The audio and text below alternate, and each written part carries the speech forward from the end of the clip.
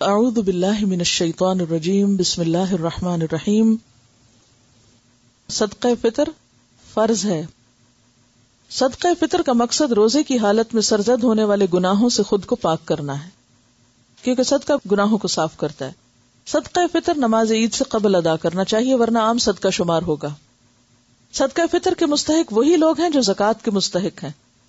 حضرت ابن عباس سے روایت ہے کہ رسول اللہ صلی اللہ علیہ وسلم نے صدقہ فطر روزے دار کو بےہودگی اور فحش باتوں سے پاک کرنے کے لیے نیز محتاجوں کے کھانے کا انتظام کرنے کے لیے فرض کیا ہے. جس نے نماز عید سے پہلے ادا کیا اس کا صدقہ فطر ادا ہو گیا، اور جس نے نماز عید کے بعد ادا کیا اس کا صدقہ فطر عام صدقہ شمار ہوگا، یعنی اس کا پھر وہ فائدہ نہیں جو اصل صدقے کا ہے.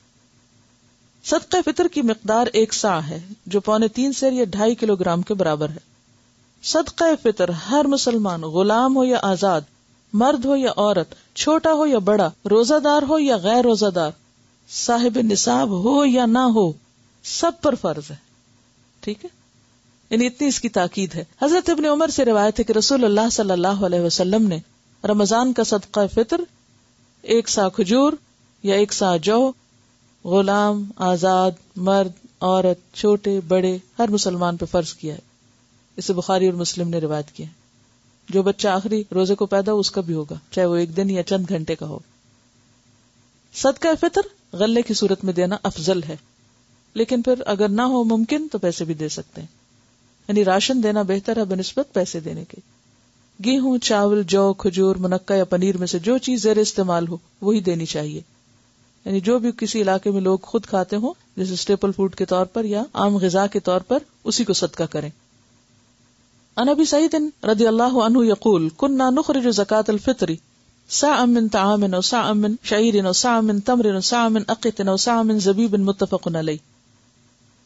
حضرت ابو سعید رضی اللہ عنہ فرماتے ہیں کہ ہم صدقہ فطر 1 صاع غلہ یا 1 صاع جو یا 1 صاع کھجور یا 1 صاع پنیر یا 1 صاع منقع دیا کرتے تھے. منقع کیا ہوتا ہے؟